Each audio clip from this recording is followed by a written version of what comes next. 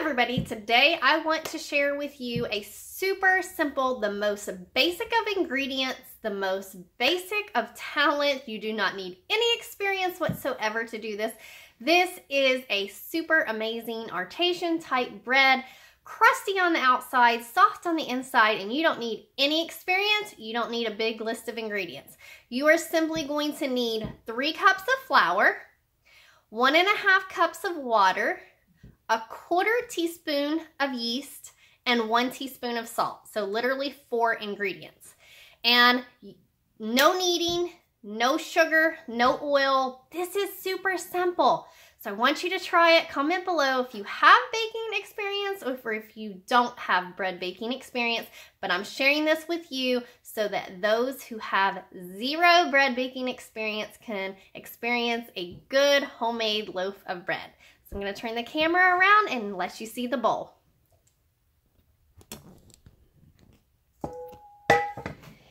So here we have a bowl, and we are going to add 3 cups of flour to it. You can use whole wheat, you can use spelt, you can use anything you want. I am showing you the most basic. This is 3 cups of all-purpose white flour. 2 and 3. So 3 cups of flour. We are going to add 1 teaspoon of salt into this flour.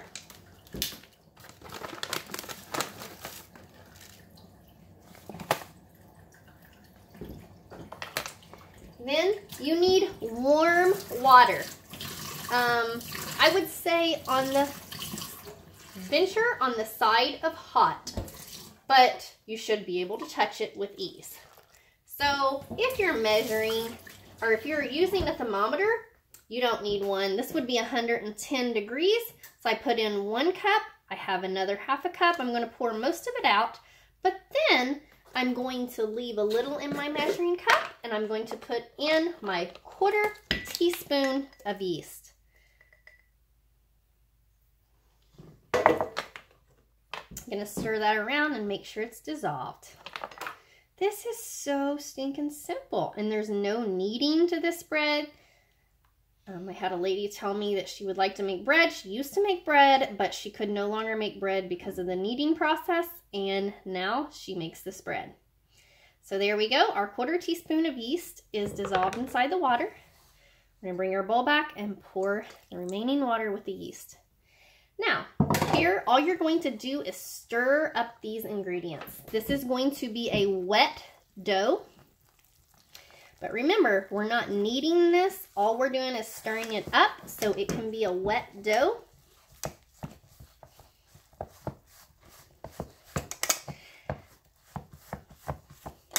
I think some people refer to this type of dough as shaggy dough.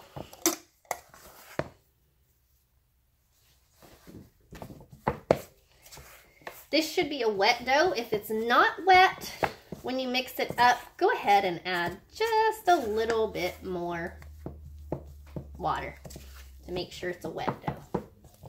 Here we have a good wet dough. And you're going to leave it right inside of this same bowl for 3.5 hours.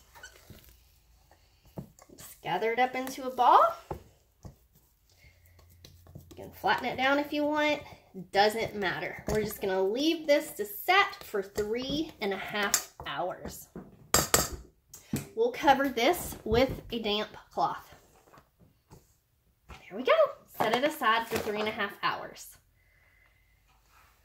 After 3.5 hours, you are going to have this. You should be able to see some air in there, trapped in there, and it has risen slightly, not much. At this point, after it's rested for 3.5 hours, we're going to get out a piece of parchment paper. We're simply going to sprinkle the parchment paper freely with your flour. Go ahead and plop your dough out onto your liberal floured parchment paper. There you have it. Now, if you have a dough knife, go ahead and use it. If you have a spatula, go ahead and use it. This literally is very forgiving, and all you're doing is folding the dough over. But first, let's go ahead and sprinkle the top with even more flour. Remember how wet our dough was? All you're doing is taking the edge of the dough and folding it over. Each and every time, just take the edge of the dough and fold it over. Just do this, you know, I don't know, maybe a dozen times. If you would start to get stickiness on the edge of your paper, go ahead and put a little more flour down there. You shouldn't be experiencing any stickiness. And all we're doing is gathering this up into a ball.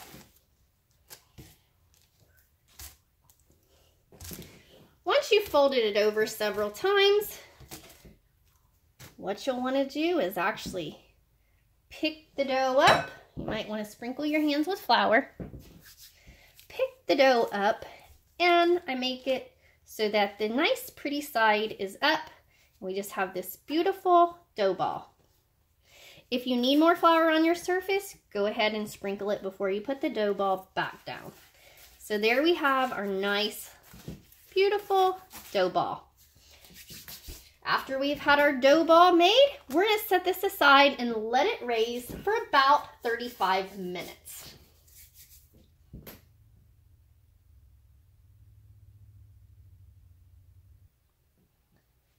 As you're letting your dough ball rest for the 35 minutes to raise, you need to go ahead and get you a cast iron or some sort of kettle, oven-proof kettle that has a top.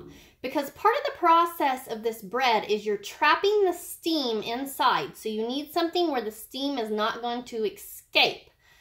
So you need to preheat your oven 450 degrees.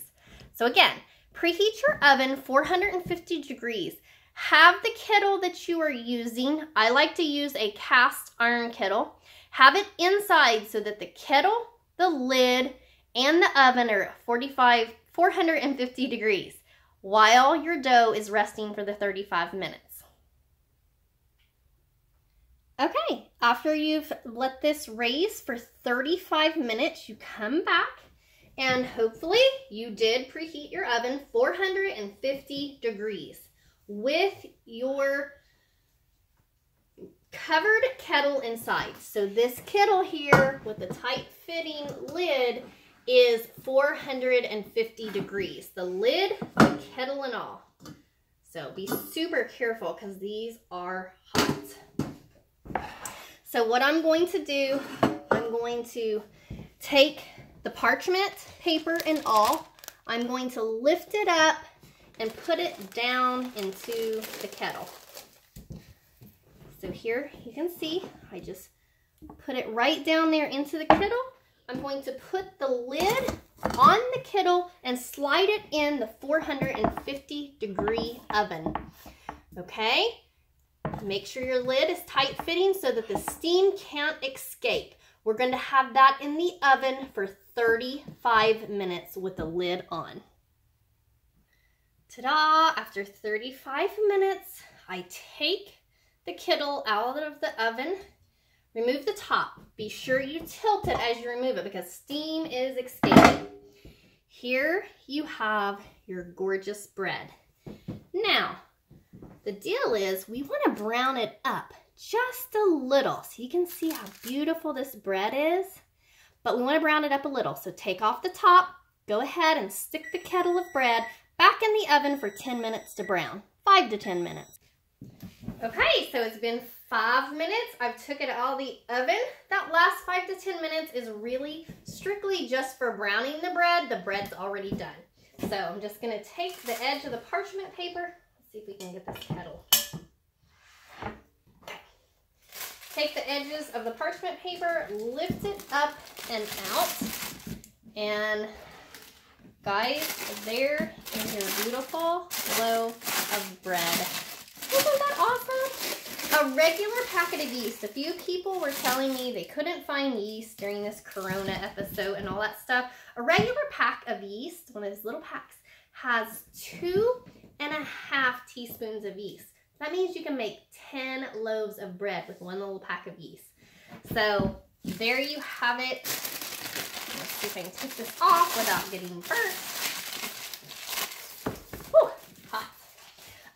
My recommendations. This here is a, let's see, 10-cup Lodge cast iron kettle with the lid. This is what I like very best, but you most certainly can use, you know, anything with a tight fitting lid.